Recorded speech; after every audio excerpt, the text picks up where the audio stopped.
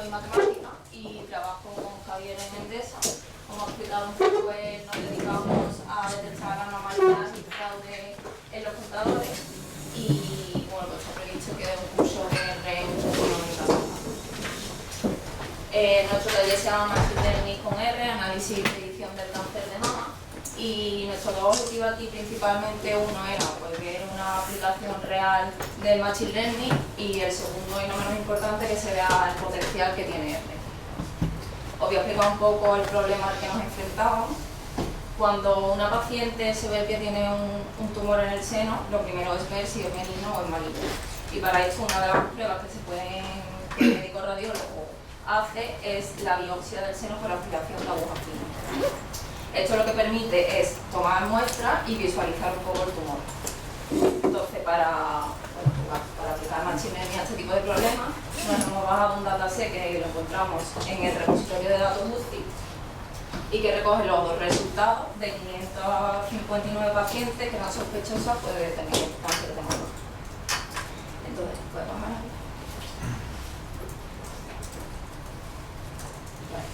Como he explicado antes, a cada paciente se le recoge un número de células del núcleo del tumor y se le mide diferentes factores. Se ve el radio de la célula, se ve la textura, el perímetro, el área, la rugosidad, la compacidad, la concavidad, que es la severidad de las porciones cóncavas que tiene el contorno, los puntos cóncavos, que son la proporción de puntos cóncavos que tiene el contorno, la asimetría y la dimensión fractal. Entonces, para cada paciente, como he dicho, se cogen varias células, de cada célula se toman estas 10 medidas y lo que nos proporciona este dataset es la media de las células que se toman de cada paciente de estas 10 medidas, el error estándar y de los 3 peores o 3 mayores se hace la media.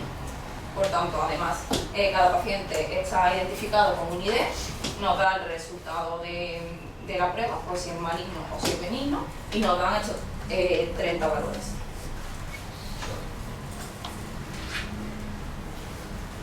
Nuestra idea, como he dicho un poco antes, es pues, aplicar Machine Learning a ayudar al médico. Evidentemente no vamos a quitar la función del médico, pero sí lo podemos ayudar pues, a lo mejor a ordenar, que vean orden una serie de pruebas o lo que sea, pues vamos a aplicar Machine Learning a la diagnosis del cáncer de mama. Lo primero que hacemos es importar librerías en R. Yo, por destacar algunas, destacaría principalmente Datatable, que nos ayuda y tiene un potencial horrible para tratar datos tabulares. Y por destacar otras, que es Gplot, que yo he empezado a utilizarla hace poquito. La verdad que al principio tiene una curva de aprendizaje bastante complicada, pero cuando aprendes a utilizarla, la verdad que se sacan gráficos súper chulos y ayuda bastante. Entonces, lo primero que hemos hecho es los datos que están en esta URL. El FRID de Datatable te permite directamente leer los datos de la URL, por tanto nos lo hemos descargado. Si vosotros lo queréis descargar, lo podéis descargar en CSV, pero nosotros hemos leído directamente de ahí. Y hemos puesto las cabeceras para identificar de qué variables cada una. Como os he dicho, se tomaban 10 medidas y se tomaba la media, que para identificarlo hemos puesto la misma media, el error estándar, que para identificarlo hemos puesto /SE, y de la media de los 3 peores, pues hemos puesto /M3P para saber de qué variable estamos hablando. Además tenemos el ID del paciente y la diagnosis. Vale, pues análisis y transformaciones básicas. Empezamos viendo el número de filas y de columnas que tiene nuestro Datatable. Tenemos, como he dicho antes, pues 32 columnas, que serán las 30 variables explicativas, el ID del paciente y el diagnóstico. Y tenemos 569 filas, que es cada uno de los pacientes a los que se les ha aplicado estas pruebas. La función str de R lo que nos permite es ver la clase de cada una de las columnas de nuestro Datatable. En este caso, las 30 variables explicativas que nos están proporcionando son numéricas y la única que es carácter es la variable objetivo diagnosis, que es una M si el tumor es maligno y una B si el tumor es benigno.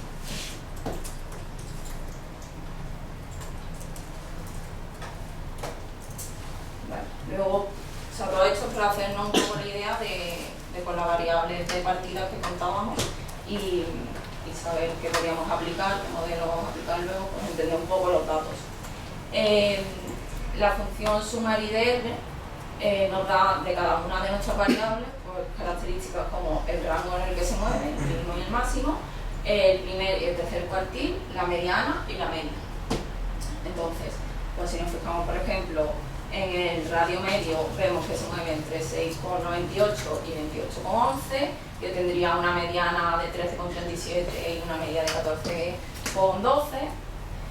Por ejemplo, si miramos la misma medida pero el error estándar, vemos que se mueve entre 0,11 y 2,87, que tiene una mediana de 0,32 y una media de 0,40. Bueno, así podemos ver las 80 variables. Esto la verdad que, pues para hacernos una idea de dónde partimos, ayuda bastante estas dos funciones.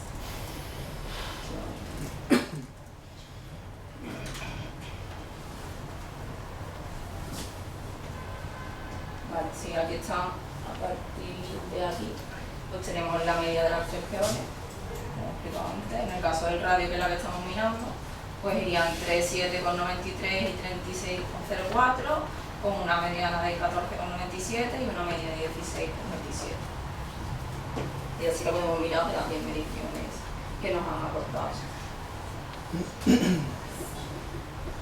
Vale, como he dicho antes, la única variable que da carácter era la variable de diagnóstico, que precisamente es nuestra variable objetivo. Y al final, como nuestra finalidad es aplicar modelos de Machine Learning, para todos los modelos necesitamos que nuestra variable objetivo sea numérica. Por tanto, hemos definido la variable target, que será 1 si la diagnosis es que es maligno el tumor, y será 0 si la diagnosis es que es benigno el tumor.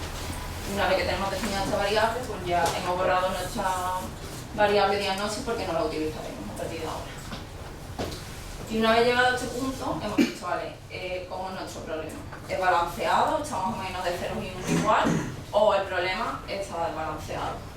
La verdad que esperábamos que estuviera desbalanceado, que la mayoría de tumores a los que se hayan aplicado la prueba, la mayoría fueran benignos y la mayoría fueran malignos. Pero sin cambio no ha sido así. El 37% de los tumores eran malignos. Está un poco desbalanceado, pero no es significativo. No sabemos si un poco el dataset está preparado para este tipo de, pues para aplicar este tipo de modelo, o es que realmente cuando se aplica esta prueba ya va un poco encaminado a que la mitad son cáncer maligno. Vale. El siguiente paso es el análisis exploratorio de datos. Queremos ver un poco cómo se distribuyen las variables en los grupos 0 y 1 y en los tumores malignos y benignos, y ver cómo se relacionan las variables entre ellas. Lo primero que hemos hecho es dibujar de cada una de nuestras variables cómo se distribuyen en los casos que los tumores eran malignos y en los casos que los tumores eran benignos. Solo una cosa del código, resaltar la función readArrange, que nos permite en una matriz dibujar varias figuras. La verdad que es bastante potente porque además aquí le puedes dar las columnas que tiene, pero puedes hacer que tenga al principio una imagen entera, varias columnas, o puedes distribuirlo un poco como quieras, darle los tamaños que quieras, a todos los mismos, a diferentes, o sea que es bastante potente. Bueno, pues este gráfico que es donde pinta la distribución de los ceros y unos, Javier, ¿puede darme un poquito abajo? Creo que el rojo es el 1. Aquí. No, el rojo es los cánceres benignos, el 1 los cánceres malignos. Vale. La verdad que este gráfico nos da bastante información, ya que si en uno estuviera totalmente separado la distribución de 0 y la distribución de una variable, pues nos diría que esa variable por sí sola discrimina bastante bien y entenderíamos que nuestro modelo saldría la primera y no serviría ya sola para predecir. En este caso, y en muchísimos, no se encuentra esa variable. Y el caso contrario, pues igual, si vemos que la distribución en los 0 y en los 1 de una variable es la misma, entendemos que nos va a proporcionar poca información. Entonces, por destacar algunas, pues vemos que el radio medio, el perímetro medio y el área medio parece que discrimina bastante bien. Sí, vamos un poquito. Vale. Con la concavidad y los puntos cóncavos parece que también discrimina bastante bien, porque hay pocos puntos donde están en común. Sí, en cambio, la simetría, la dimensión fractal, parece que no discrimina muy bien. También es verdad que depende del modelo que utilicemos, pero muchas veces, por ejemplo, aquí nos esperamos que el radio, el perímetro y eso que hemos visto, que están como diferenciados, van a salir de las primeras, pero también es verdad, por ejemplo, si utilizamos un árbol de decisión, que cuando el árbol va bajando en las ramas, pues llega un momento que a lo mejor lo que nos proporciona el área, que será mucho, pero a lo mejor esto, que parece muy poco, pues no nos lo da. O sea, que variables que esperamos que no sean importantes, quizás cuando bajamos mucho en el árbol, pues sí que será muy importante porque no nos da lo que nos da la ronda. En el error estándar, pues parece como, creo que vuelve a pasar lo mismo. El área, el perímetro y el radio parece que discrimina bastante bien por sí sola. Si en cambio aquí, por ejemplo, los puntos cóncavos, que antes parecía que discriminaba muy bien en la media, aquí en el error estándar parece que no, que tienen una distribución bastante similar. La simetría y la dimensión fractal parece que tampoco, que ni el error estándar no nos va a dar mucha información por sí sola.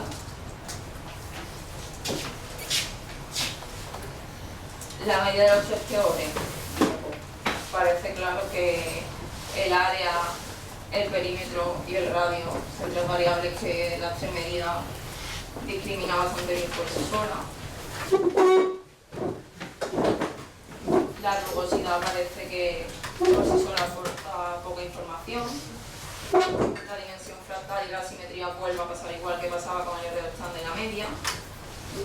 Entonces, parece claro, o creemos que por sí sola, pues las variables como el área, el perímetro, el radio, los puntos cóncavos, discrimina mejor que las otras como la simetría y la dimensión fractal, pero como he dicho, puede ser que una vez que coja, por ejemplo, el área y el perímetro, si estamos haciendo un árbol y va bajando en ramas, pues a lo mejor lo que le aporta el área, que será mucho, a lo mejor no le está dando lo que le falta y se va a dar la simetría.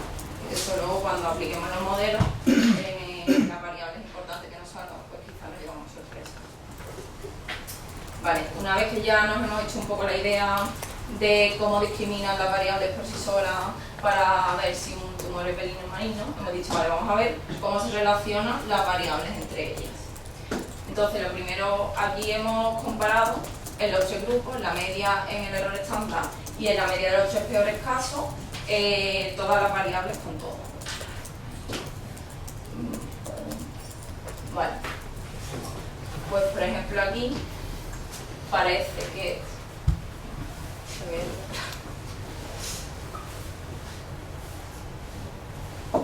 vale, baja al final eso, vale. Pues por ejemplo aquí el radio medio, vale, estas son todas las medias. El radio medio con el perímetro medio, pues como era de esperar, parece que tiene una correlación lineal directa. El radio medio con el área media tiene correlación no lineal, pero sí directa. La luz por arriba.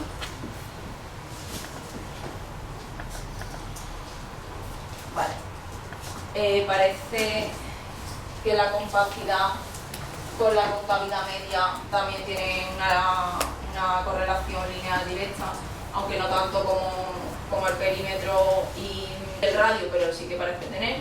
Y hay, por ejemplo, estas o estas que vemos que no tiene, que parece que no tienen ninguna correlación.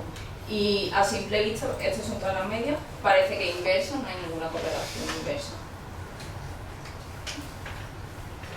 Aquí hemos hecho lo mismo, pero con el error estándar, y parece como que es similar en el sentido de que los que tenían correlación con la media la siguen teniendo, pero por ejemplo baja al radio. ¿Vale? El radio con el perímetro sigue teniendo una correlación lineal directa, pero no tan evidente como era la media, o el perímetro del área, parece que hay correlación lineal, pero no tan evidente.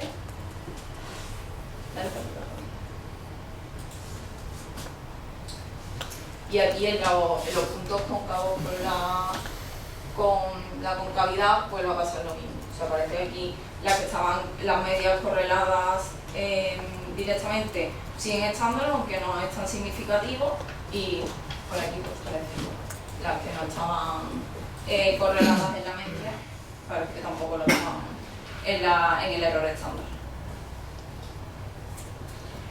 Esto es importante porque depende del modelo que vayamos a utilizar luego. Quizás no podemos meter variables que estén correladas entre sí. Todo dependerá de luego la decisión que debemos de los modelos que queremos aplicar. Y aquí hemos vuelto a hacer lo mismo, pero con la medida de los tres peores. Y si le das, bueno, aquí vuelve a pasar lo mismo, las que parecían que no estaban correladas siguen sin estarlo. Las que tenían correlación lineal directa vuelven a estarlo. Y no hay ninguna que parezca tener correlación inversa.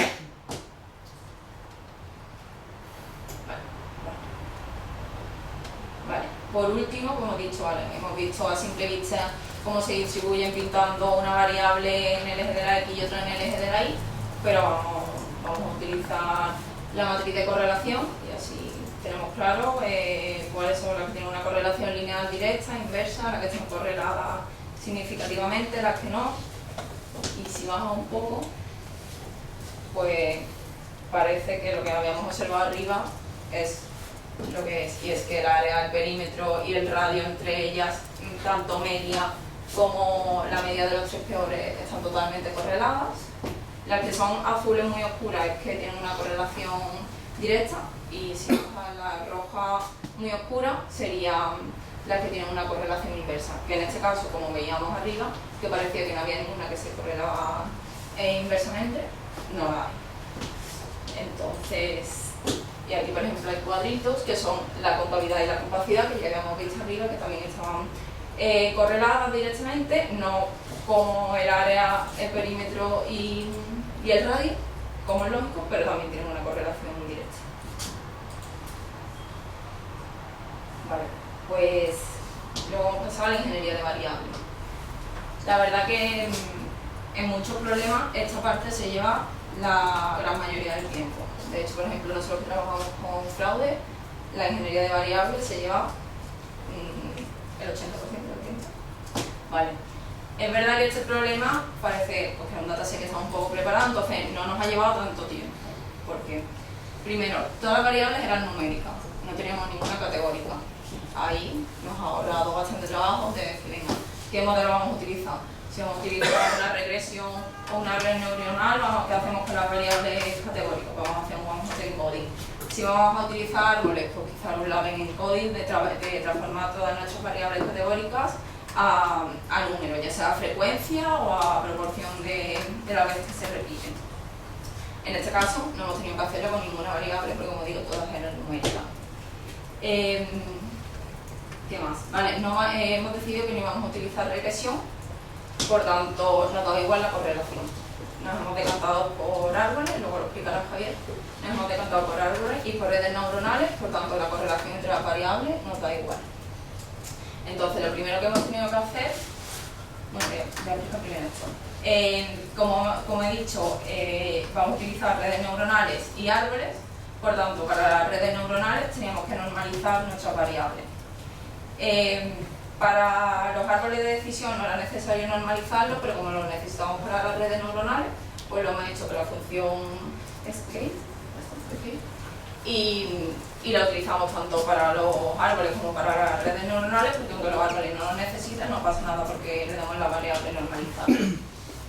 Y una vez llegado a este punto, ya podríamos haber utilizado nuestro dataset y aplicarle el modelo que quisiéramos, pero hemos dicho, bueno, pues, ¿qué más podemos hacer?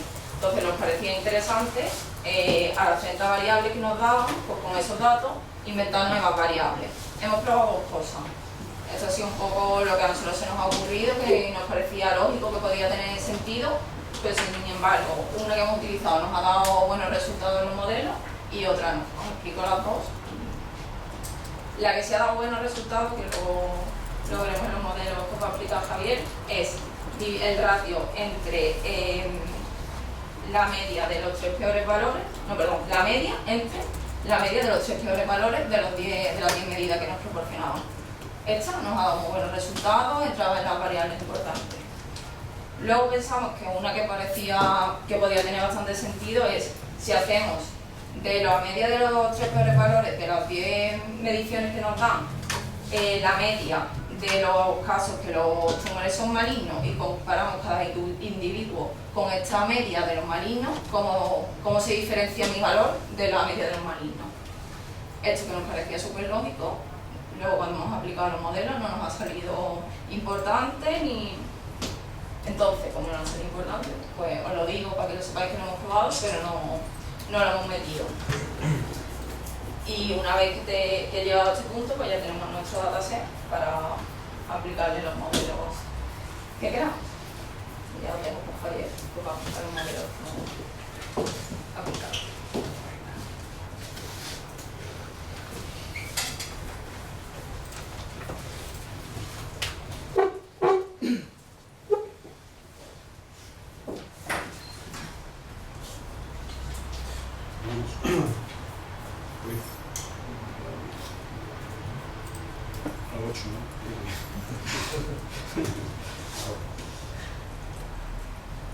Bueno, pues efectivamente, después de hemos ido como por las fases que normalmente se pasan por un problema, ¿no? De importar los datos, hacer un análisis exploratorio, y después hemos hecho la parte de ingeniería variable, como decía Lourdes, que es la parte normalmente más importante en estos problemas que son de datos tabulares, fuera imágenes, etcétera. Sabéis que las redes neuronales tienen capacidad de extraer ellas mismas las variables, pero en este caso, que era un dataset tabular, bueno, pues hemos aplicado la fase de ingeniería variable como el. La siguiente fase que nos planteamos era intentar hacer un modelo predictivo, y lo primero era pensar, bueno, qué tipo de problema tenemos, ¿no? Pues tenemos un problema de aprendizaje automático supervisado, ¿no? Supervisado en el sentido de que alguien nos ha etiquetado cada observación. Tenemos 569 observaciones, algunas son tumores malignos y progelignos, pero ha habido un radiólogo que nos ha indicado ya benigno o maligno, ¿no? En ese sentido sería un problema supervisado, que es el típico problema que uno espera encontrarse cuando aplica Machine Learning, porque es el más satisfactorio, ¿no? Podríamos haber utilizado modelos no supervisados u otro tipo de estrategias, pero en este caso es un problema bien etiquetado. Por otro lado, tenemos la suerte de que está prácticamente balanceado. Tenemos un 60-40, 60% benigno, 40% maligno aproximadamente. Eso nos facilita aún más la labor. Entonces, lo primero que hemos dicho, bueno, vamos a intentar tener una estrategia de validación. Lo que se suele hacer es dejar una parte aparte, un 20% de los datos para testear el modelo y entrenar, por ejemplo, con el 80% restante. Pero bueno, como sabéis mucho, una mejor estrategia es decir, bueno, pues repito esto 5 veces y el dataset de validación, una vez será el primer 20%, otra vez será el segundo 20%, hasta cubrir el 100% de las observaciones. Podríamos utilizar 10 false, etc. Hemos ido por el típico 5K false, que como sabéis entrenamos con el 80% de los datos y predecimos el 20%. Ese 20% lo hacemos 5 veces cubriendo el 100% de las observaciones, ¿no? Pues nada, en R ponemos una semilla para que sea reproducible y utilizamos la librería Caret, el create false. Le decimos que el target, aunque lo convertimos en numérico, que era 0 benigno, 1 maligno, lo convertimos a factor para que así sea para que sea estratificado, es decir, para que la proporción de 0 y 1 en cada for sea similar, ¿no? ¿Vale? Esto es lo único que hacemos al convertir a factor en la variable target. Le decimos que queremos 5 for y que los valores que nos retorna no son los del train, sino los del dataset. Los índices que nos va a dar son los índices del dataset de validación. Como tenemos 5 for, veremos aquí que nos dan 5, una lista. Si puedo bajar un poquito. O sea, el false val es una lista de 5 elementos. Cada elemento, el for 1, tiene los índices que pertenecerán al trocito de validación y los números restantes serán de entrenamiento. Este será para el for 2, for 3, for 4 y for 5. Seguid, ¿no? Es la idea, ¿no? Si algún tiene alguna duda, pues preguntamos. Lo siguiente que hacemos es guardamos el ID, que obviamente no nos va a servir para predecir nada, es el identificador del paciente. Guardamos el target en la variable yTrain y nos estamos quedando solamente con las 30 variables que comentaba Lourdes, más las 10 adicionales que hemos metido, que era el ratio entre la media y el peor caso. Vale. Guardamos aquí simplemente el nombre de esas variables y ahora nos creamos una serie de funciones que luego nos van a ser útiles. Una es una función que nos va a dibujar la matriz de confusión. Es decir, una vez que lo que estamos haciendo es un modelo que nos va a hacer la predicción de los 569, pero nos lo va a hacer de las predicciones auto-fault. Es decir, si dejamos el 20% fuera, entrenamos con el 80%, y una vez que tenemos el modelo entrenado, hacemos las predicciones de ese 20% y nos las guardamos. Repetimos esto 5 veces, con lo cual tenemos al final todas las predicciones de los 569 observaciones, pero que han sido siempre auto-fault, no han participado en el entrenamiento del modelo. Bueno, pues entonces la matriz de confusión lo que va a permitirnos es que si confrontamos la predicción con la realidad, podrá decirnos cuántos casos acertamos y en cuántos casos nos estamos equivocando, ¿no? Aquí utilizamos la función ggplot. Esto es típico de la parte de visualización de datos, que sabéis que en el máster, todo esto, mucho de lo que vemos aquí lo veremos en el módulo de R dentro del máster, donde tratamos vectores, matrices, etc. La parte de visualización la vemos en un módulo especial de visualización y la parte de modelos la veremos sobre todo en la parte de Machine Learning y algoritmos avanzados. Lo curioso es que vamos a presentar y hemos decidido utilizar 4 modelos que son bastante avanzados, son el estado del arte, posiblemente el modelo predictivo de Machine Learning. Hemos querido utilizar Random Forest,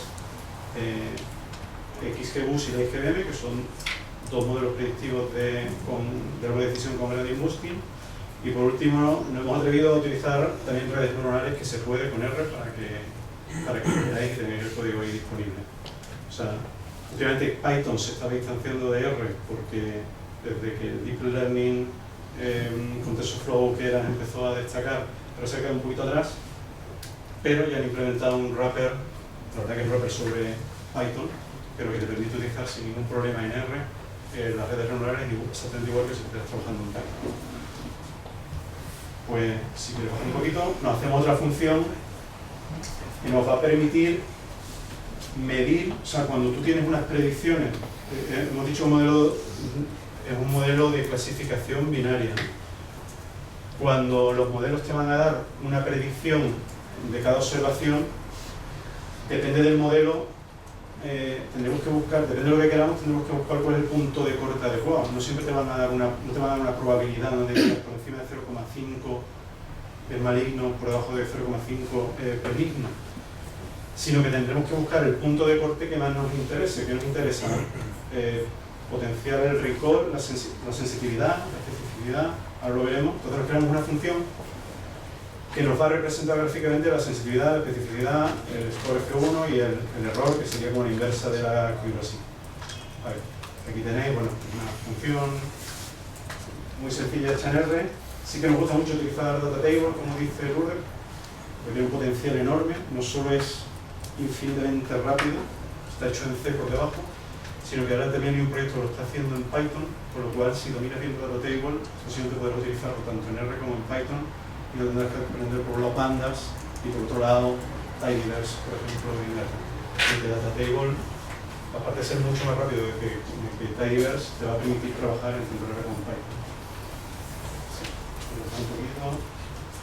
Bueno, y hemos creado también una función que te calcula el umbral óptimo, ese valor 0,5, 0,4, 0,6, en función de lo que quieras. Si lo que quieres es maximizar la precisión, el rockout, el recall, la precisión, etc. Si quieres un poco. Entonces, bueno, aquí hay un modelo con el que hemos probado Random Forest, la librería Random Forest de R. Más. Y la estructura que estamos haciendo siempre es la misma. Un poquito para arriba. Nos creamos un data table en blanco que será las autofold prediction, es decir, las predicciones esas que decíamos antes del autofold, dejo el 20% fuera, entreno el modelo y hago las predicciones de ese 20%, pues las vamos a ir concatenando aquí 5 veces. O sea, en el primer fold cogeré el 20% superior, lo dejo fuera, entreno con el 80% de los datos y predigo ese 20%. Pues eso es lo que va haciendo esto, un bucle que va para cada uno de los 5 fold, imprimimos el fold en el que estamos, y ahora de los datos que teníamos, de los 569 pacientes, nos estamos quedando como el IDEVAL aquellas observaciones del fold 1, y seguimos un poco, o sea, de todos los 569, los IDs del 20% que dejamos para validación los quedamos en IDEVAL, las 30 más 10 variables predictoras las metemos en equipal y el target lo metemos en YVAL y hacemos lo propio con el resto, con el menos, es decir, con los índices que no están dentro de aquellos que queríamos que eran los fondos de validación, ¿vale? O sea, aquí tenemos el 20% de los datos y el 80% de los datos separados, ¿no? Ahora ponemos una semilla para que sea reproducible y utilizamos el modelo Random Forest. Le decimos a Random Forest que estos son los datos de entrenamiento. Esta es la Y, le decimos que hay que decirle que es un factor. Le decimos cuáles son los datos de test y la Y test. O sea, como hacemos en todos los modelos, decimos este es el 80% para entrenar y este es el 80% que vas a tener para validar. Y le decimos que nos calcule la importancia. Muy interesante aquí porque utilizamos la forma que calcula Random Forest, la importancia en este caso es bastante interesante porque un compañero se va a hacer esto. Lo que hacemos es ver cómo varía el score en la validación. Sí, lo que va haciendo es permuta una variable y mira cómo nos desciende el score que hemos tenido en la variación. Bueno, no me enrollo mucho de esto se cuenta en varios días en el máster, pero bueno, la idea es que vamos a calcular la importancia de las variables, por lo cual nos va a identificar qué variables son realmente importantes para distinguir benigno de maligno. Y aquí lo que vamos haciendo con el RBinList es concatenar las predicciones de cada fold. Ponemos el ID de ese 20% y las predicciones de ese 20%. Olvidarlo. Y también la matriz de importancia la vamos añadiendo, porque como vamos a hacer 5 modelos, tenemos 5 fold, en cada fold hay un modelo para el 80% de los datos, tendremos como 5 matrices de importancia que vamos a promediar, ¿no? Ejecutamos los 5 fold y bueno, aquí imprimimos la matriz de importancia y como decía antes Lourdes, lo que ya se intuía, por eso es importante de la parte de visualización gráfica, porque cuando ves el dataset, los números, no puedes ver nada, ¿no? Pero si los representas como lo representamos antes, ya se intuía que había más separación entre las distribuciones de los... Estos eran los 3 puntos peores, es decir, tú tienes una célula y dices, voy a ver cuáles son las 3 células con la área más grande. Y ese era el valor que nos estaba dando, la media del área de las 3 células con mayor área. Bueno, pues ya se intuye, y Random Forest lo dice, que las variables más relevantes a la hora de distinguir entre benigno y maligno serían el área, el perímetro de la célula, el radio de la célula, el número de puntos cóncavos que se observan en la célula, de los 3 peores valores que encontramos en la célula. Y los puntos cóncavos en media. ¿Cuántos puntos cóncavos en media hay? Aquí podéis ver el porcentaje. Se ha pintado que la importancia de esta es 1 y el resto es relativo a esa importancia. Por ejemplo, es poco importante, ya lo nombraba antes, la compacidad o la simetría de la célula. Si quieres baja... Sí, según recuerdo que, por ejemplo, algunas del ratio, que eran de las variables que hemos creado, sí que han entrado. Buen dato, efectivamente. perdón que me lo he saltado, aquellas variables que pensamos que era el ratio, que tiene su sentido, el ratio medio de la célula comparado con el ratio medio de las peores células, de las que tienen los valores más grandes. Te está dando una idea, si tus células son todas iguales, el ratio sería 1. Si tienes una célula muy grande, si las tres más grandes comparadas con la media es muy diferente, el ratio será alto. Bueno, pues aquí hacemos un histograma de cómo se distribuyen las predicciones. O sea, el modelo ve algunas clarísimas a 0 y algunas clarísimas a 1, y por ahí en medio hay algunas que tienen un poco más de duda. Baja. Aquí estamos utilizando la función, un poquito más arriba, vale.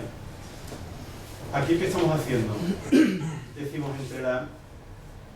A lo mejor esto, bueno, yo creo que tengáis un poco ya de esto, sonará un poco todo esto, los que no, pues un poco avanzado para un ratito, pero la idea es la siguiente. Tú coges todas tus predicciones y coges entre el mínimo y el máximo, vamos a generar 1000 puntos de corte. Y vamos a ver cómo varían distintas métricas, el error en la clasificación, que sería cuántos casos hierro, es decir, cuántos casos digo que son benignos pero sin embargo eran malignos, o digo que son malignos y eran benignos, en relación al total de casos, el F1 score, la sensitividad y la especificidad, cómo van variando a lo largo de, sí, mi threshold, ¿no? Entonces, si el objetivo que nos planteamos era minimizar el error, es decir, pues suena un poco raro, pero intentar, cuando predicamos benigno, equivocarnos lo mínimo posible, cuando predicamos maligno, también equivocarnos lo mínimo posible. A lo mejor uno puede decir, oye, prefiero que cuando me digas que es, se oye bien, que no me vaya a decir benigno cuando es maligno, ¿no? Puedes tomar distintas decisiones y en función de eso vas a utilizar un threshold. Por ejemplo, si quieres no equivocarte nunca y cuando digas que, a ver si veo bien, no vayas a decir benigno cuando realmente era maligno, lo que te va a ocurrir es que vas a desclasificar muchos. Bueno, ahora veremos en el de confusión que sea un poquito mejor. Lo único que quería transmitir es que tú puedes elegir el umbral en función de lo que quieras. Nosotros queríamos minimizar el error, o sea que está en torno a 0,5 en este caso, el umbral. Si miramos la matriz de confusión, utilizando Random Forest, de los 569 pacientes, un poquito más abajo para que se vea, nos equivocamos en 17 casos. Es decir, cuando la realidad era benigno, nosotros predecimos benigno en 351 casos, sin embargo, predecimos maligno en 6. Realmente son benignos, pero nos estamos equivocando y diciendo que son malignos. Y viceversa, en realidad son malignos y lo clasificamos bien 201, sin embargo, hay 11 casos que siendo malignos estamos diciendo que es benigno. En nuestro caso nos hemos planteado minimizar el error, es decir, la suma de esto dividido entre todo, que sea el mínimo. ¿Por qué? No tenemos tampoco mucho conocimiento médico, pero podría ser que le dieran un tratamiento equivocado a mucha gente que no tiene nada. O sea, no hemos planteado así, pero lo puedes plantear de otra manera, pero si tu objetivo fuera, que nos dudábamos en esto, que si, a ver si lo digo yo bien, que esto no me... que no vayas a decir benigno cuando es maligno, esto sería maximizar el recall, o sea, la sensitividad. Es decir, intentar que aquí haya 0, eso te lleva a bajar el umbral mucho y a equivocarte aquí en muchísimos casos. En fin, esa es la estrategia que tú puedes jugar con el umbral. En nuestro caso la idea era minimizar el error. Si quieres, pues bajamos. Bueno, aquí hemos aplicado la métrica que estamos consiguiendo es un 96,8% de accuracy, una precisión del 96, un recall del 94,8, el rockout del 99. Y ahora vamos a utilizar otro modelo que nació hace unos 5 años, cuando Random Forest parecía la panacea, llegó XGBoost y realmente revolucionó también un poco por lo menos la parte de las competiciones de Machine Learning, porque realmente la estrategia es diferente. Random Forest lo que crea son un montón de árboles y hace un promedio con las predicciones. XGBoost crea un primer árbol y los siguientes árboles secuencialmente van intentando minimizar el error que se va cometiendo. La estrategia es distinta y dan resultados distintos, ¿no? En este caso hemos probado Bueno, el objetivo es binary, la métrica que es error, hemos tomado valores habituales, es decir, XGBoost cuando entrena no va a coger el 100% de las muestras, de ese 80% que tenía, no los va a coger todas, va a coger el 80% de ese, para intentar evitar el overfitting. Y de las columnas que tenemos predictoras, va a coger solo también el 80%. Esta es una manera de evitar el overfitting. Si le damos 1 y 1, cogería todas las variables en todos los árboles que vais construyendo. Si ya pasa, el esquema es exactamente igual que hemos visto antes. La diferencia ahora es que XGBoost espera que le den los datos, o sea, estamos haciendo lo mismo, para cada for el 20% de los datos, el 80% de los datos, la única diferencia es que XGBoost quiere que se lo dé en el formato que él espera, que es un XGB de matrix. Pues nada, le pasamos el dataset de validación y la respuesta de validación a de matrix y el de entrenamiento a de matrix. Y le decimos que entrene. Si le paso un tirón por abajo, que entrene hasta un límite de 4.000 rondas, 4.000 árboles, es decir, él va a crear un árbol, va a intentar crear un segundo árbol minimizando el error, un tercero, como mucho llegaría a 20.000, pero no va a llegar porque le decimos que mire el dataset de validación y si en 20 árboles no se minimiza el error de validación, que pare. Vale, aquí volvemos a hacerlo de el auto for prediction concatenarlo en la matriz de importancia. Aquí se puede ver la ejecución, cómo ha sido. Por ejemplo, ha necesitado solo 16 árboles para llegar al mínimo error de validación. O sea, llegó a hacer 36 porque se pasó 20, como vio que no mejoraba. De hecho, fijaros, el 16 tiene un error del 4,3%. Luego ninguno, 4,3860. Y ninguno ha bajado, con lo cual se para. Y así para cada for. En este caso no es un for, es decir, realmente el dataset es bastante sencillito. Veíamos que las variables están bastante separadas una de otra, porque conseguimos un error bastante mínimo. ¿Cuáles son las variables importantes según XGBoost? Pues serían, de nuevo, vuelve a coincidir con Random Forest, aunque el orden es diferente, en que cogiendo los 3 valores peores de las células que tiene, que están analizando en el microscopio, si cogen los 3 perímetros mayores, el número de puntos cóncavos, los 3 mayores números, el área y el radio vuelve a ser lo más importante a la hora de diferenciar entre benigno y maligno. Posteriormente estas, también las del ratio han vuelto a entrar, el ratio ese que creamos, y la compacidad, concavidad, perdón, simetría y compacidad no parecen ser muy relevantes. XGBoost, sin embargo, pues tiene claro, algunas las ve clarísimo a 0, otras 1, pero aquí en medio se distribuyen las predicciones, parece que hay más dudas. De hecho, en la matriz de confusión, bueno, aquí vemos cómo se comportan según el threshold que decíamos antes, que es lo que queremos maximizar. La sensitividad, no sé si se puede ver aquí abajo el eje, pues, habría que mirar por aquí, pero si quisiéramos no fallar cuando predecimos maligno, cuando predecimos benigno va a ser maligno, pues posiblemente teníamos que jugar inspeccionar casi toda la población. En fin, un poquito. Nuestro objetivo de todo modo era minimizar el error, sin embargo con XGBoost no logramos peor resultado que con Random Forest. Obviamente dependiendo del conjunto de datos no siempre va a ser el mismo modelo el que siempre funcione mejor. En este caso Random Forest está dando mejor resultado que XGBoost. Realmente son poquitas observaciones, 569 no son muchas, si tuviéramos miles, cientos de miles, millones, casi seguro que tendríamos mejor resultado con estos 3 algoritmos que estamos viendo, que son XGBoost, la IGBM y con redes neuronales. Aquí podéis ver otra vez las métricas que obtenemos, la accuracy, la precisión, el recall, etc. Podríamos haber mostrado, bueno, lo mostramos en la IGBM, cómo se diferenciaba. Bueno, la IGBM Cuando XGBoost parecía el rey de los modelos de árboles de decisión hace 5 años, Microsoft lanzó open source la XBM, que era muy similar a XGBoost, era gradient boosting, es decir, creaba árboles secuencialmente intentando minimizar el error residual que iba quedando, pero con algunas mejoras como que binarizaba los datos muchísimo más rápido. O sea, realmente últimamente dan resultados similares, incluso mejores la XBM, y es mucho más rápido computacionalmente.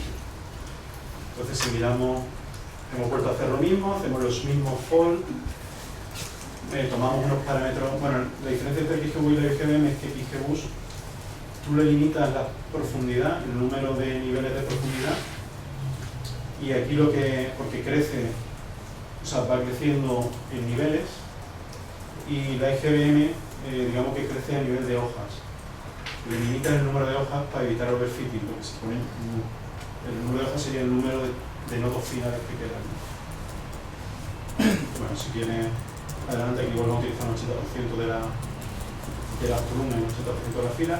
El esquema es exactamente igual, y a la XGBM simplemente le tenemos que dar el dato como él lo espera, con un LGB dataset. Lo mismo que hacemos con XGBoost, pero ahora con la XGBM. Hacemos lo mismo, le ponemos el restocking de 20 árboles, es decir, si hay 20 árboles sin minimizar el error en la lamentación, no sigas porque vamos a tender a overfitting. El problema que tiene el gradient boosting es que es tendente a overfitting, pero para eso tenemos el restocking, ¿no? Seguimos, aquí podemos ver, por ejemplo, que en este caso están necesitando muchas más iteraciones de XGBM, pero es rapidísimo, esto se hace en un segundo. Vemos la ejecución para los 5 fold, vemos las variables importantes para la XGBM y vuelve a coincidir, un poco desordenando algunas de ellas, pero vuelve a coincidir el perímetro, el área, el radio. Algo importante, o sea, si todos los modelos, aun siendo diferentes, coinciden, estas variables son importantes, y se ve, estamos viendo que realmente son las variables relevantes, ¿no? Podemos seguir, veis cómo se distribuye el XGBM de clarísima unas a 1 y otras a 0. Y en función del umbral y lo que quisiéramos conseguir, pues qué umbral tendríamos que coger, miramos para abajo. Siempre estamos cogiendo un umbral para que se vea el umbral que nos maximiza la accuracy, que sería la suma de los aciertos dividido entre el total de casos que tenemos. Fijaros que la IGBM clasifica perfectamente cuando decimos que es maligno, no nos equivocamos ni uno. No hay ninguno que fuera benigno. Sin embargo, predecimos 13 benignos que realmente eran malignos. Pero veis que ya el error es solo de 13 casos. Si recordáis, creo que el mejor resultado lo estamos teniendo con la IGBM, después con Random Forest y después con XGBoost. Y ahora, quizá lo más novedoso es la posibilidad de utilizar redes neuronales con R. Lo que vamos a utilizar es, por debajo, se está utilizando Keras, que es un wrapper sobre TensorFlow. Pero esto es relevante, o sea, Python está ganando la carrera con Deep Learning, pero el que le guste R puede trabajar también con redes neuronales en R. Simplemente, aquí os dejo la ruta, además no es difícil de instalar, ¿eh? La IGBM es bastante complicada de instalar, XGBoost no tiene ninguna dificultad porque está en el repositorio CRAN, solamente hay que instalarlo. O sea, Random Forest y XGBoost se instalan sin ningún problema, la IGBM es un dolor.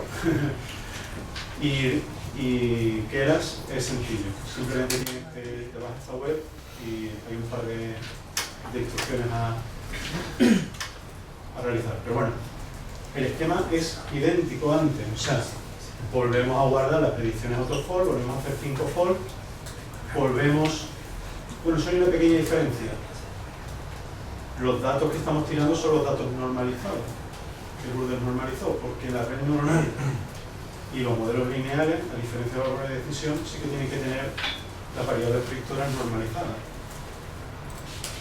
Simplemente tiramos de las variables normalizadas y creamos un modelo siguiendo cómo se hace en Keras. Bueno, aquí algunos compañeros que lo han visto en el módulo lo hemos visto en Python, pues aquí lo vamos a hacer en el Reno.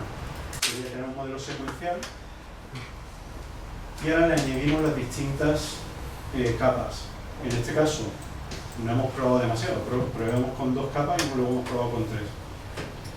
Pensad que tenemos a la entrada 40, o sea, el input shape es el número de columnas que tiene el dataset que tenemos, que eran las 30 variables originales más las 10 extras que creamos, 40 variables, 40 columnas por 569 filas, por 569 pacientes. Entonces, ¿qué le va a entrar a la red neuronal? Cada observación va a ser una capa, la capa de entrada a la red neuronal. Va a recibir como 40 neuronas de entrada. La primera capa, no hay una metodología clara a la hora de algo todavía un poco empírico.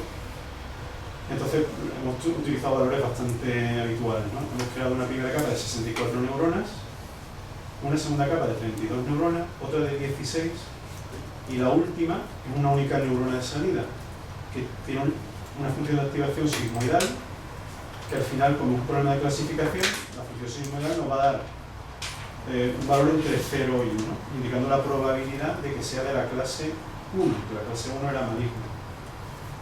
Un poco para arriba solamente para decir una cosita, para evitar el overfitting, para regularizar, se suelen poner capas de dropout. Esto lo que hace es como, lo que va a hacer la red es que le vamos a ir dando todos los pacientes, ¿no? Cada época que se llama, le vamos a entregar los 569 pacientes y la red lo que va a hacer es ajustar los pesos que tiene entre cada capa de neuronas. Hay una serie de pesos que tiene que ajustar por la metodología del forward y el back propagation, y se suele un poco, pues hay unas derivadas parciales del objetivo respecto a los pesos, que es lo que va a ir ajustando. Para evitar que haga un overfitting y regularizar, se suele utilizar la técnica de dropout, que es como quitar de en medio algunas neuronas para que no se sobreespecialicen. Y hemos puesto unos valores normales, ¿no? Hemos probado, ahora lo veremos.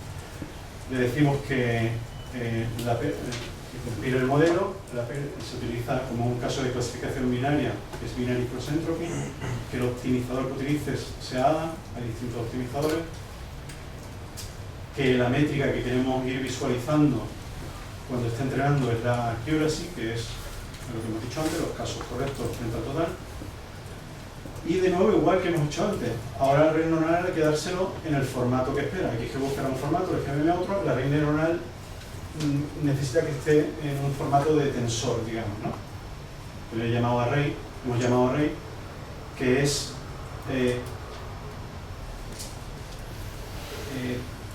aquí estamos haciendo lo de antes, ¿no? El 20%, el 80% lo estamos pasando a un array que tiene tantas observaciones, tantas filas como observaciones y tantas columnas como variables, no tiene nada nuevo, como si fuera una matriz, pero con pasada a array, que es lo que espera que hagas, simplemente. Ahora ajustamos el modelo, pues igual que en todos los modelos anteriores, le decimos cuáles son la parte de entrenamiento, la parte de validación, y hay un par de parámetros interesantes que es el número de épocas, igual que antes decíamos el número de rounds, el número de árboles máximo, aquí es el número de épocas, el número de veces máximo que le voy a pasar todos los datos, los 569 pacientes por la red, ¿no? De hecho, el número de épocas máximo sea 30, que va sobrado, lo volveremos, y el batch size es el número de ejemplos que le entregamos a la vez a la red. Le vamos a dar como de lotes en 32 pacientes, para que cuando utilice la técnica que utiliza la red para minimizar la función objetivo, lo haga en lotes de 32. La cuestión ahí, muy simple, es como vieron en la superficie, que va buscando un mínimo, y si le damos de uno en uno, iría tomando decisiones demasiado, con un solo caso, iría tomando decisiones. Si hablamos de 32 en 32, puede tomar unas decisiones promediadas, digamos. Claro, no tiene más importancia, y hay que hacerlo de antes, que concatenar las predicciones. Si quieres bajar un poco, el histograma de las predicciones, fijaros, la red es clarísima en unos casos que son 0, otros casos clarísimo 1, y tiene pocas dudas por el medio. De nuevo presentamos de función de lo que uno quiere hacer, y si miramos la matriz de confusión, pues Keras, la red neuronal da el mejor resultado. Significativamente solo se equivoca en 9. El siguiente que había hecho mejor creo que era la IGBM con 13. Y solo erra 9 sobre 569. Entonces nos pensamos después, bueno, ¿qué hacemos? Probamos con 4 modelos. Lo habitual que puede hacer en estos casos es, vamos a hacer un ensemble, vamos a intentar combinar, o sea, como si tuviéramos 4 personas que están opinando, vamos a intentar juntar las opiniones de los 4 modelos. Entonces primero pensamos en, vamos a hacer el ensemble de los 4. Es verdad que tenemos a uno que es un poco peor que los demás, que ejecuta muy mal resultado. Entonces claro, si va a pedir opiniones de los 4 y uno es un poco malo, pues pasa lo que pasa, ahora lo veremos. O sea, lo que estamos para combinarla, lo que hacemos es como cada uno no te está dando exactamente una probabilidad, sino que su rango de salida puede ser distinto. Lo que hacemos es escalar las predicciones para hacerlas comparables y buscar el threshold el punto óptimo, una vez ensamblado, es decir, una vez hecha la media de las 4 predicciones tipificadas, intentamos buscar el threshold que maximiza lo que buscamos, que es el accuracy, ¿no? Y si vemos más para abajo, la matriz de confusión que obtenemos es esta, 0,12. Es bueno, pero es peor que la red neuronal. La red neuronal solo se equivocaba en 9, aquí nos equivocamos en 12. Mejora individualmente, creo que a todos los demás, pero no a la red neuronal. Entonces dijimos, bueno, vamos a otra cosa, vamos a coger los 2 mejores modelos y a ver qué pasa. Y cogimos los 2 mejores modelos, hicimos lo mismo y llegamos a esta solución. 2 y 10. Es decir, que tampoco mejora a la red neuronal. Lo que vemos en este caso es que la red neuronal con Keras es que da el mejor resultado, los otros dan peor resultado, incluso haciendo un ensemble entre ellos, pues no mejora. Habría una técnica mejor, que la dejamos ahí para que alguien la pruebe, que se llama un stacking. Stacking lo que hace es, en vez de hacer promediar, es coger lo mejor de cada modelo. Si a lo mejor la red neuronal es capaz de ver unos casos muy claros, malignos y benignos, pero hierra en otros, donde la IGBM sí sigue distinguirlos, pues lo que hace stacking, hacer un stacking, saca lo mejor de cada uno de ellos. Entonces, podría ser, no lo sabemos, no lo hemos probado, que con haciendo el stacking mejoráramos la predicción. ¿Y algo más aquí? Yo creo que no. Y bueno, la idea no era, o sea, esto ha sido un poco jugar con esto para que viera el potencial que puede tener R, que realmente se pueden utilizar los algoritmos más avanzados que tenemos a día de hoy, y que vierais un poco cómo se utiliza. Lo hemos dejado colgado en el link que hemos pasado antes. Y comentaros que, bueno, también, como somos profes de aquí, deciros que todo esto que estamos viendo aquí lo vemos en el máster, en distintas asignaturas. La de R la vemos en el módulo de R, la de visualización de datos en el módulo de visualización, y la parte de algoritmos la vemos tanto en Machine Learning como en algoritmos avanzados. Y creo que esto es todo. Si tenéis alguna duda. Yo tengo una pregunta. ¿Por qué se ha descartado desde el principio usar regresiones?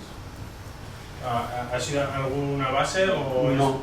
Simplemente que la verdad que el tiempo que hemos dedicado, hemos pensado, vamos a utilizar algo de decisión, pero se podíamos utilizar regresiones. Porque lo ha dicho ella al principio, hemos decidido usar random forest.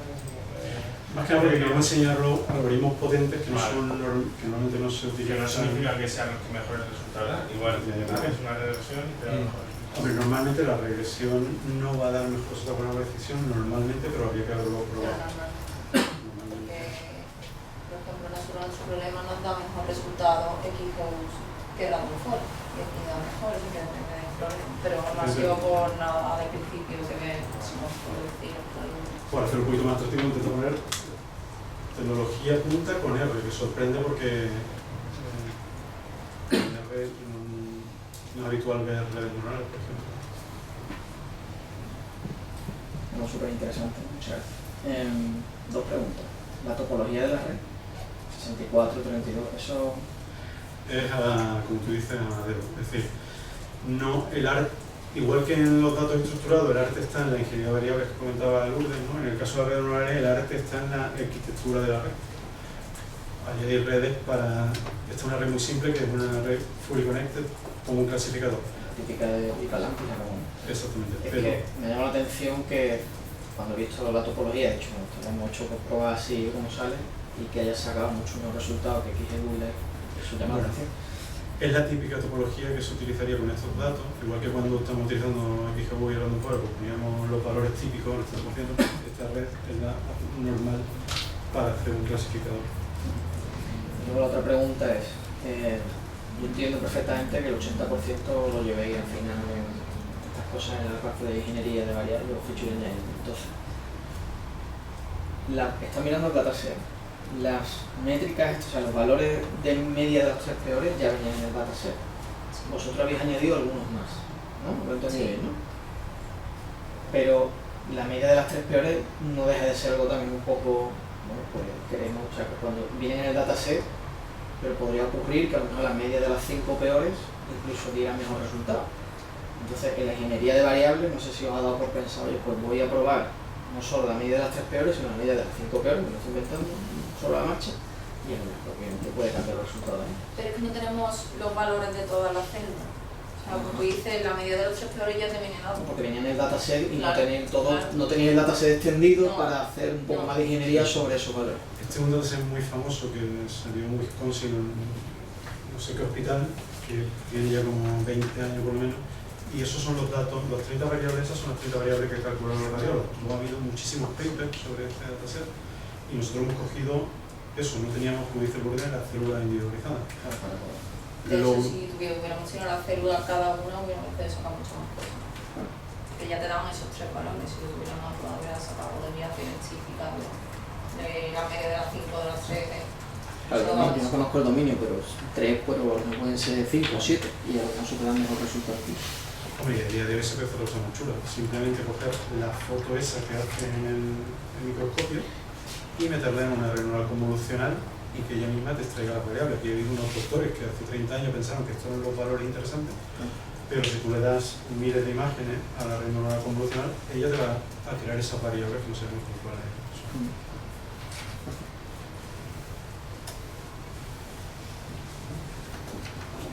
¿Pregunta? A ver, bueno, yo no entiendo mucho de Machine Learning, pero el tema de coger, por ejemplo, 80% para training, 20% para test, ¿cuál es la ventaja de eso con respecto a, por ejemplo, cross validation? Sí, lo que hemos hecho precisamente es cross-validación. Me parece. Lo que pasa es que en vez de hacer una sola vez 80-20, ese 20 lo hemos repetido 5 veces. Bueno, Y cuando, imagínate que el primero es el 20% más alto sí. y el 80% hemos entrenado. Luego hemos cogido el siguiente 20% y hemos entrenado con el 80%, que es el 60% de abajo más el 20% de arriba. Y así 5 veces. Así por medio lo que te sale Vale. tiene menos error. Vale, y luego, tú has obtenido varios modelos y de ellos había, por ejemplo, uno que era mejor que el resto. Si tú lo ensamblas, se supone que lo lógico sería que empeoraran, porque si tú estás mezclando algo que es como bueno con algo que es malo o que es peor. Depende, imagínate que fuera el precio de la vivienda, ¿no? Como de regresión. A lo mejor se compensan errores unos con otros. Normalmente ensamblar suele tender a que la varianza disminuya y en general mejore. En este caso que son 169 nada más. Hombre, si tiene uno muy malo, ese error no lo metas, ¿no? En este caso tiene uno malo. Es que es malo, pero no sabemos si los que se están equivocando son los mismos. Puede que se esté viendo cosas totalmente distintas y al compensarlo, los que se equivoca son distintos a los que se equivocan y lo hace bien ensamblar. Por eso la manera final es el stacking, que sería, para darnos una idea, un siguiente modelo, donde la entrada de este nuevo modelo son las predicciones de estos 4 modelos. Y entonces ese nuevo modelo es capaz de saber de qué modelo fiarse en cada situación. Incluso tendría las propias variables originales como entrada. Será un modelo sobre los modelos. En vez de tú decidir lo decides el modelo, pues en qué casos tienes que conocerlo, pues si este es mejor para estos casos y este para otros, pues ese se va a dar cuenta. Eso sí, quizás es un poco tonto, pero si ya habéis sacado qué variables funcionan mejor, ¿por qué no quitar las que no funcionan? Si por ejemplo llega y dice, mira, pues voy a quitar de todas estas, que a lo mejor este 2, este 10 y el 12 son por ruido que están generando la otra, quito la mitad más baja y vuelvo a probar la gorilla. Se podría haber probado. Pues no, Quedarnos con las mejores variables y volver a entrenar el modelo solo con las mejores variables.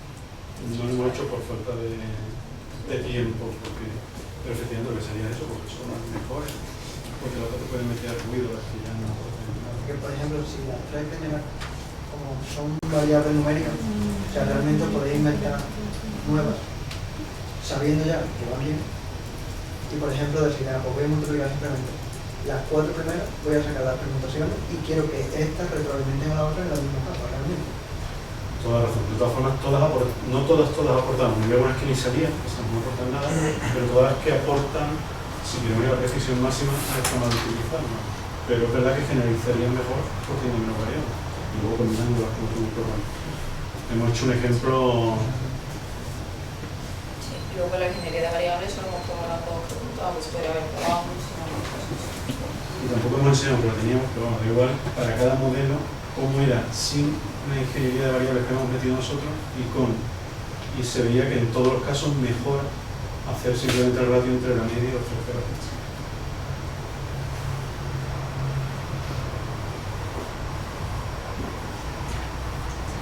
El tema del tamaño de los watts que se ha comentado anteriormente, que es un poco como lo que pensáis un poco.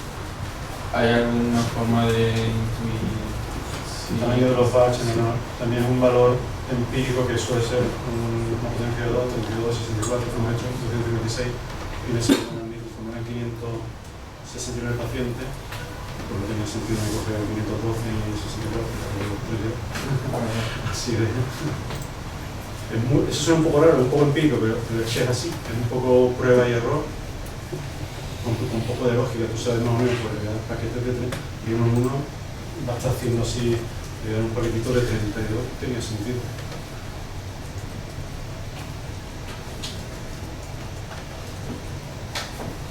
Sí, tengo una duda. Al principio dijimos que la base de datos estaba balanceada. Pero si no debe estar, ¿cómo se resuelve eso?